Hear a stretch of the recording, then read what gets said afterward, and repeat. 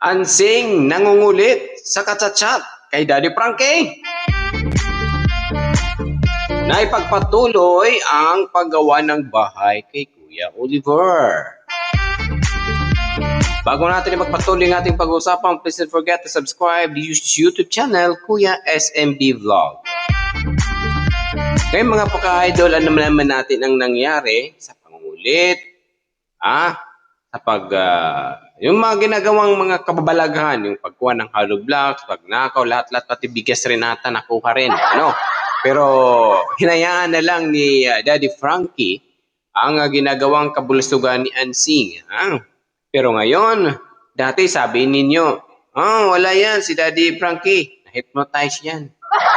Pero ngayon, si Ansing na po ang na-hypnotize ni Daddy Frankie. Talaga ba?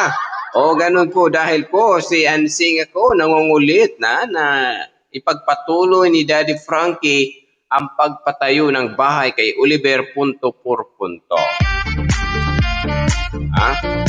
Magbabago na daw siya mga kaidol. Magbabago na kung ipagpatuloy lang ni Daddy Frankie ang pagtayo ng bahay para kay Oliver. Pero alam naman natin yung ginawa din ni Ansing kay Daddy Frankie. Di ba sabi ko pa sa inyo, mag-isip muna bago tayo magbitiw kung anumang salita sa ating nakakapaligid. Kasi kapag nabitawan natin yon, mahirap na ibalik. Paano, Ansing, inasaktan mo na si Daddy Frankie? Na sobrang nasaktan na parang feeling siya nang nagmamakaawa na insida siya ang tumulong. Ngayon, pinatigil ang paggawa ng bahay. Paano ka? Paano si Oliver? So ngayon, nag-focus muna si Daddy Frankie kay Ate Nida. Sa kanyang pagbablog sa mga pang mas kailangan ni Nida sa loob ng bahay. Kagaya ng higaan, kung ano namang mga gamit ang pwedeng ilagay pa doon sa loob sa bahay ni Nida. Yun lang dapat isipin mo, Ansing, insid na sana at ganitong oras na ilalaan ni Daddy Frankie para kay Oliver, pero ikaw ang ikaw yung destroy, ikaw yung nasumira ng schedule ni Daddy Frankie punto por punto. Kahit wala ng tiles at kama na lang, yun po ang kasabihan ng iba ng karamihan dahil sa dahil sa sariling interest lang ang inaano ni Ansing. So actually mga kaidol, yung ganyang tao, ewan ko kung bakit may ganyang taong buhay pa ngayon mga kaidol. Na umiiral pa rin yung gahid sa kanyang sarili. Dapat iniisip niya lagi yung kay Oliver, hindi yung kailangan niya. Mag-antay siya kung anong mga offer ni Daddy Frankie. Huwag pangunahan. Yung problema kay Ansing, pinapangunahan niya si Daddy Frankie. So ayan, itinigil na. Ayan, nangungulit si Ansing. Sa pag-chat-chat. Parang gusto maghanap ng ka-text meet. So wala nang magawa kasi nag-final na si Daddy Frankie. Mag-antay ka kung kailan. Yun lang po doon. Mag-antay ka kung kailan kang mag-reply si Daddy Frankie mo. Talaga ba? Bawal noon yung halimbawa na lang yung pagkuha kay Oliver ng DSWD ba yun? Nag-chat ka ba?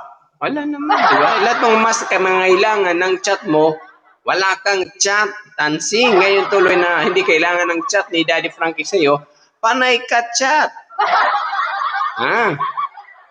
Ayan, wag mong isisi kay JJ kung ano man ang mga nagawa, kung ano ang ginawa ni Daddy Frankie sa panahon ngayon. Dahil po sa'yo yan. Na sobrang stress na si Daddy Frankie sa ginagawa mong hindi maganda. Kaya maraming taong galit sa iyo, maraming taong gusto kang sagasaan. Kasi lahat na lang siguro na pang-ugali ang isang tao, mayroon ka. Ganun na lang po dun mga ka-idol, mga ka-Daddy Frankie. Kasi hindi na po tama yung ginagawa ni Ansing. Puro na lang puro na lang hingi, puro hingi. Yung sinasamantala ni Ansing ang kabaitan ni Daddy Frankie. Yun ang sabi ni Aida. Ako din naman ni Margarita, Daddy Frankie, tama lang ginawa ninyo. Itigil muna yung paggawa ng bahay kay Oliver.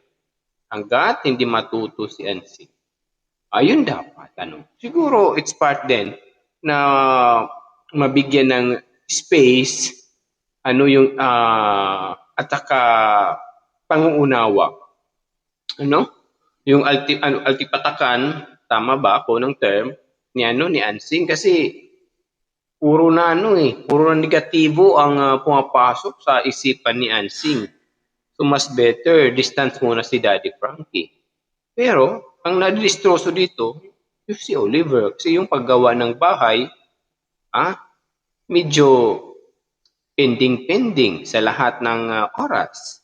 Pati yung mga tao ni Daddy Frankie, mga team Daddy mga tauhan ni Purman na didelay din instead na continue yung sahod nila natitigil rin dahil po wala silang. However, kung bibigyan ni Daddy Frankie ng ibang trabaho, according sa Daddy Frankie, tapusin mo nilang kawawa naman si Oliver.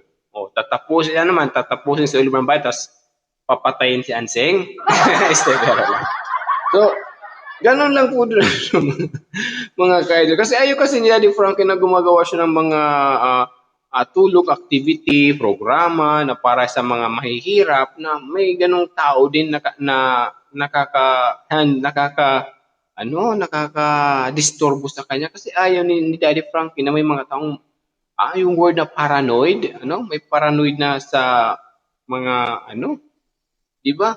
So, yung po mga ka-Daddy Frankie, yung inaano ni Daddy Frankie na mas better itigil na lang natin to na stress na ako sobra. Akala ko settled na, akala ko maayos na, bakit may ganito pa rin?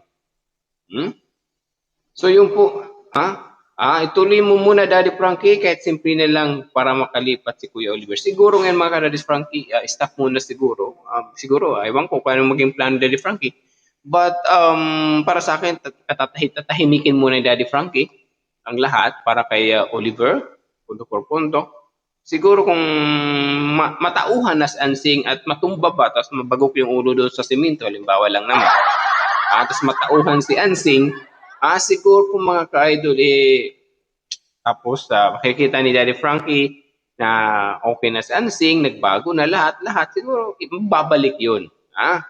Pero yung pangungulit ni Ansing ngayon, so didma yan. Hindi yan mabibigyan ng panahon ni Daddy Frankie dahil alam mo po kailang sana kung sila lang tinutulungan ni Daddy Frankie.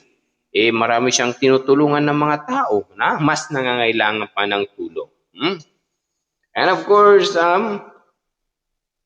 according to Maybell, tama lang idol ko sabi mo si JJ, mas okay siya kaysa kay Ansing. So, yun po, ang iba naman nagtatanong, bakit ititigil? Malapit na matapos dahil siyempre kayo pa naman sa poder ni Daddy Frankie, stress kayo kay Ansing. Parang gusto mong saktan na gusto mong isakos si Ansing at itapon sa ilog.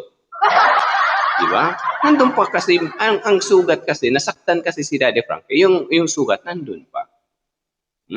Kahit di naman maganda kahit di naman pagandahin ni Daddy Frankie, ang importante, mayroon lang matirhan si Oliver, punto por punto. Kasi alam naman natin yung mga plano magpabahay si Daddy Frankie, dapat hindi naman lagi nakasama yung tao. Kung tumulong sa isang tao, sagarin na.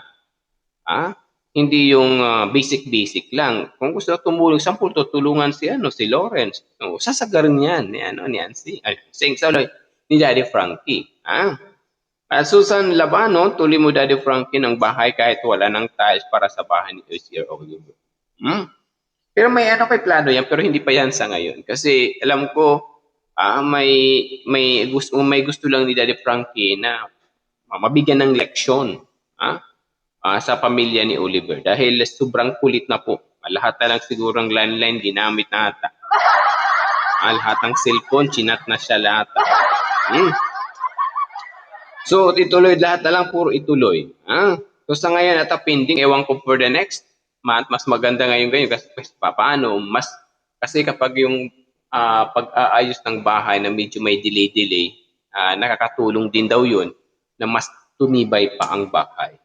Ah, yun po ang ano ng mga export doon po mga ka-idol. And of course, kay John Villete, ituloy na lang Daddy Frankie isang bahay para di sayang ang materyales. Huwag ipagandahin ang maigi. Hayaan mo na lang si Ansing. Or naman Madyo Campo, sana ituloy nyo sa paggawa Daddy Frankie sa aabutin ng tigas ng semento, sayang naman at kakalawangin mga baka. So ganun po yung semento sayang, meron pa ilang sako pa yun, marami yan, 40 pa ata, I think more. Na gusto ni Daddy Frankie na ibalik isa uli. Dahil nga sa pinapakita niya. Kasi kakawala nga yung ibang gamit. Lahat na lang siguro kung nakasabit yung mga ano-ano dyan na gamit na instead na sila ang pakatiwalaan ni Daddy Frankie sa mga gamit na gagamitin sa pagtayo ng bahay. Pero sila tuloy ang nagsasariling nagpano sa pagnanakaw. So hindi na po tama, hindi na po makatarungan yung ginagawa po nila para kay Oliver. Hindi pagtulong ang ginagawa nila para kay Oliver. Hindi pagtulong. So it means doon natin masusukat si Daddy Frankie lang nagmamahal kay Oliver, wala nang iba. Alright? According to Antonio Humiwat, palamig mo ka muna Daddy Frankie. Yes, nagpapalamig po siya. Sana ituloy mo rin balang araw, lagyan ng tel sa may basa matapos pwede niyang tirahan ni Kuya Oliver according to Antonio Humiwat. Alright? And then Ralph plays, ituloy mo na Daddy Frankie, huwag mo na lang pagandahin. Importante may matulugan si Oliver at hindi lamukin. Roberian Bahado, ang ganda ng bahay ni Kuya Oliver. Ay, totoo lang, maganda yung form, yung style ng bahay. Simple pero maayos. Kaya lang may kontrabida lagi sa mga yung mga hakbang ni Daddy Frankie ni kakaayos kay Oliver. According to Alicia Violanta, sobrang naman pinalaki ng bahay, sana maliit lang, kaso sulos na lang si Oliver para paggastos na lang ni Oliver at ni JJ. According to Lauren, nakaka-excite, sana abangan ang pagtatapos ng bahay ni Oliver according to Lorelyn Lynn. So medyo matatagal lang pa siguro dahil sa ginaaga si Ansing nga. Siguro ako kay Daddy Frankie, gawa ng rebulto yan. Ilagay sa tutok rebulto ni Ansing. And of course, sa Twin Sir Show, nandiyan na sana ang solusyon kaso hindi kaya ni Kuya JJ na itigil ang alak. Sana naman para sa kapatid niya, para din sarili niya. Actually, hindi naman sa gaba lang pag-inom ng alak na maino. Ang point lang naman dito, kasi normal na yan sa tao. Kasi yung alak, kalipas oras po yan na kahit pa paano mag-enjoy yung sarili natin. Kasi yung iba, doon binubuhos yung ng stress, doon binubuhos yung ano-ano. Importante, mabawasan. So, ang point lang na wag lang pabayaan si Oliver sa gamutan, para din gumaling ito ng maayos. Plus, Daddy Frankie, tuloy lang po. So, lahat na po mga kadali nag-comment, puro tuloy po na itutuloy Daddy Frankie ang kanyang mga ang mga plano na ituloy na lang. Pero ang iba naman, nagsasabi na magpalamig ka muna Daddy Frankie dahil mainit. Nandun si Ansing, mas mainit pa sa araw. Okay. And of course, Lolita Kapangpangan, kawawa naman si Dudong Daddy Frankie. Totoo po, di ba? Nag-effort siya, nagbigay siya ng panahon, oras, di ba? Tapos sinayang lang ni Ansing yung effort, hindi man lang binigyan ng pagpapahalaga ang effort ni Daddy Frankie para sa kanyang kapatid. So, yun po.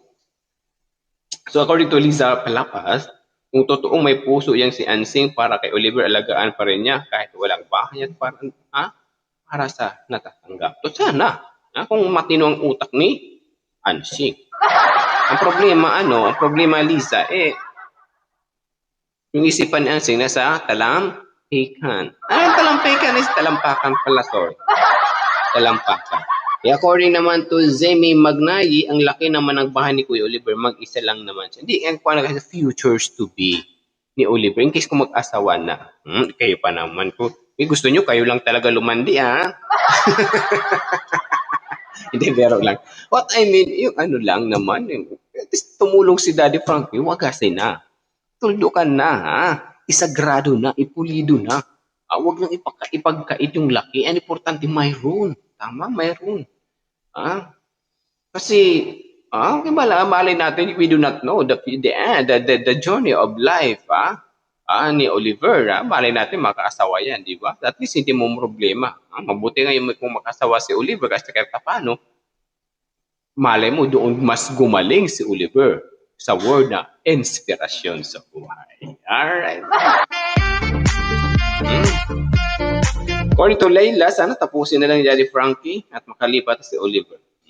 According to Alma, ituloy nyo lang Daddy Frankie, huwag nyo na lang po pansinin si Nanay Ansing. Bahala na po si Kuya JJ. According naman Erisha Boroniga, kung hindi lang dahil kay Kuya Oliver, hindi talaga ako manonood sa pagdandyan na si Ansing. Kasi ito rin po mga kadadis Frankie, yung dahilan siguro. Dahil kasi maraming naiinis, tapos laging delay pa, ano. So alam naman na instead na magbibigay yung mga sponsor, hindi nilang nagbibigay dahil po ayaw kay Ansing, napipending. So in-stop muna ni Daddy Frankie kahit paano, yung mga viewers hindi rin mainis sa kanya kasi almost naiinis sa kanya dahil wala daw ginagawang hakbang para masugpo yung kriminalidad. Kriminalidad talaga sabihin yung ginagawa ni Ansing nga.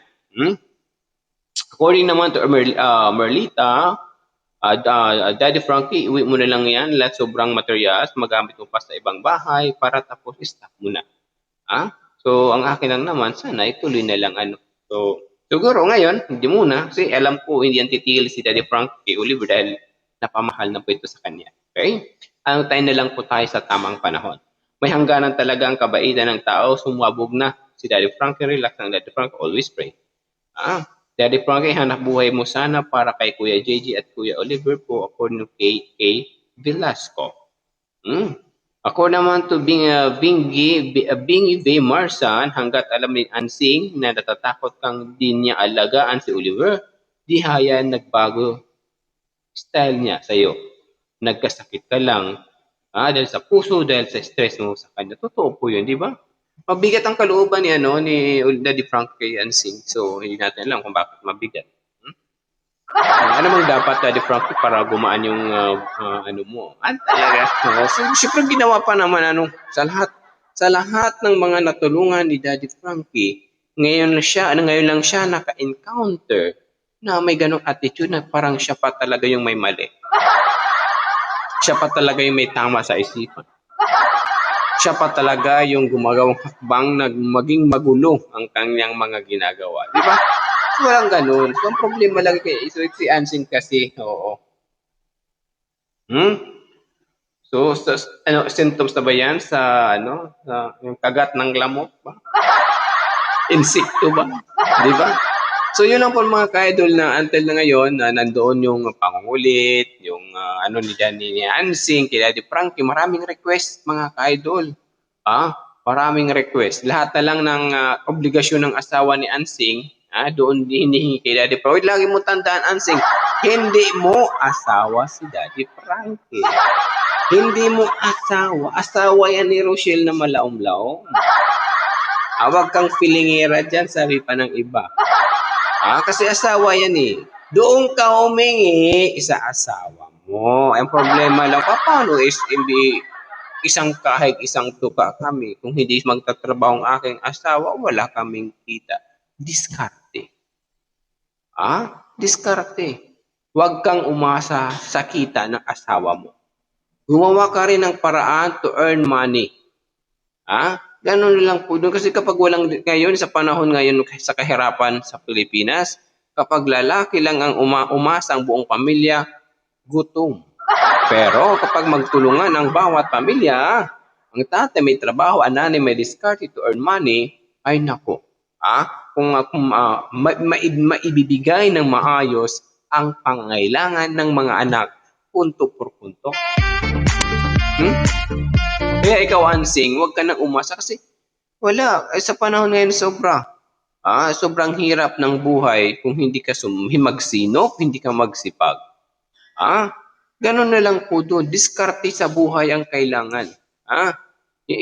Wag mong pairalin ang gahid mo. Kasi kapag alam mo, i-distance sa iyo ng ating Panginoong Diyos ang blessings na ibibigay sa iyo kung nakikita sa iyo yung lahat ng mga kriminalidad, lahat ng mga pang-uugaling hindi makatao.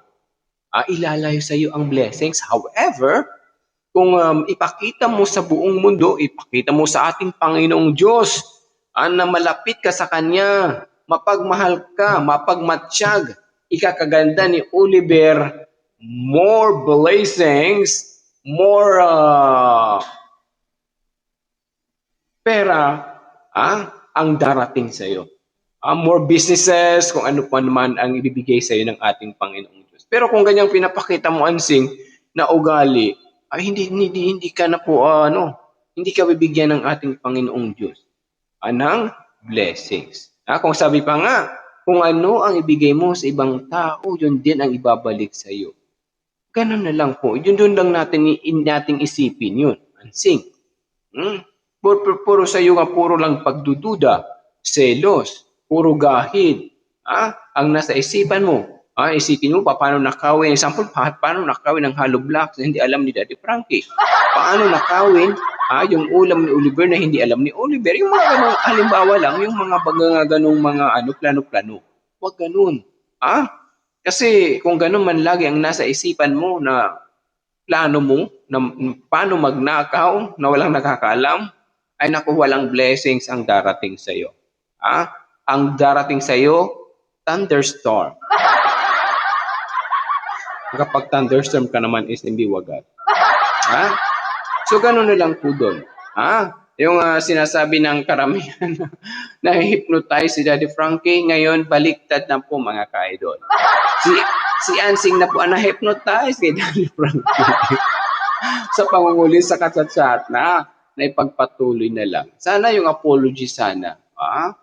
Kaya lang, hindi matino si Ansing. Nakikita naman natin na sobrang stress talaga si Ansing. I don't know, samat ko. Ansing, bumili ka ng vitamins doon na sa'yo. Iwan ko din yung asawa na Ansing, wala din pakialam. Ito rin ang pinakamahirap, yung asawang walang pakialam, walang nangyayari sa pamilya. Yun is a very, talaga. Sabi ko nga, huwag tayong pumasok ng isang relasyon. Hanggang sa Frankie, hanggang dito na tayo sa mga bagong pasok. Please don't forget to subscribe to YouTube channel Kuya SMB Vlog. Ang vision ni Kuya, mission ni Kuya SMB, magkaisa, magtulungan para maging solido at pulido ang Daddy's Frankie community sa tulong po ninyo, punto por punto. Basta na sa katwiran, ipaglaban mo. Again, this is Kuya SMB. Para sigurado, punto por punto, pack na pack and full na full. Have a good day everyone. Ingat ka, bless, mabuhay po tayong lahat. Love you all.